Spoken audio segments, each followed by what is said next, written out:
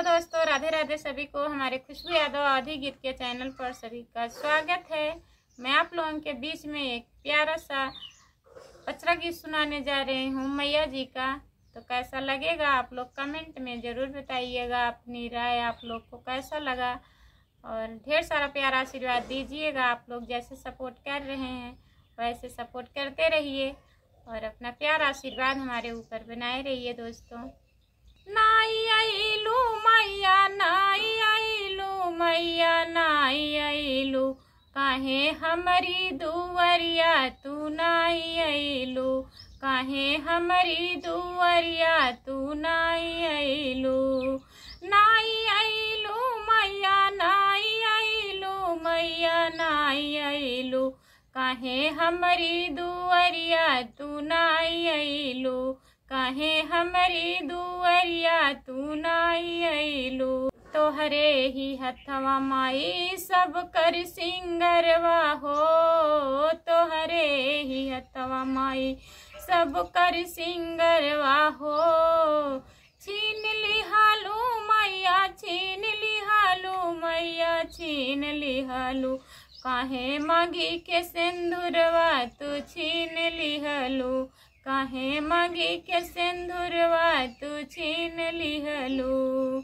नाई आइलू मैया, नाई आइलू मैया, नाई आइलू, काहे हमारी दुवरिया तू नाई आइलू, काहे हमारी दुवरिया तू नाई आइलू। तोहरे ही हथवा माई सब कर खुशिया हो, तोहरे ही हथवा माई सब कर खुशिया हो।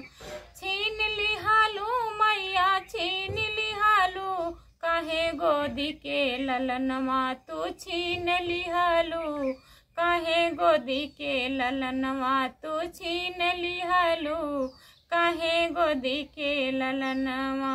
नाई आइलू मैया, नाई आइलू मैया, नाई आइलू, काहे हमरे दुवरिया तू नाई आइलू, काहे हमारी दुवरिया तू नाई आइलू।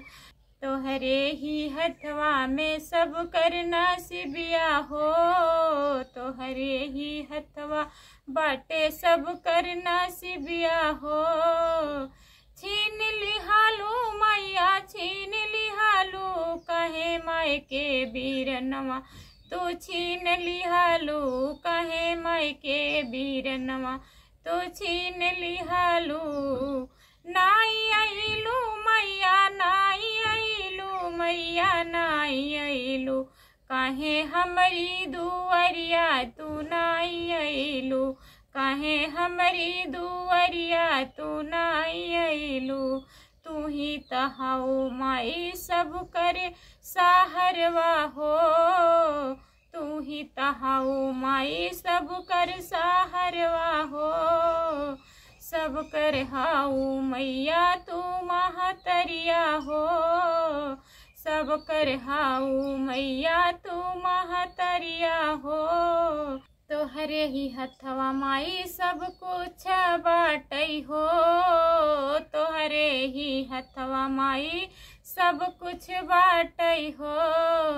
कही दे तू मैया, कही दे तू यही बेटी पे रहमवा तू, कही दे तू यही बेटी पे रहमवा तू, कही दे तू।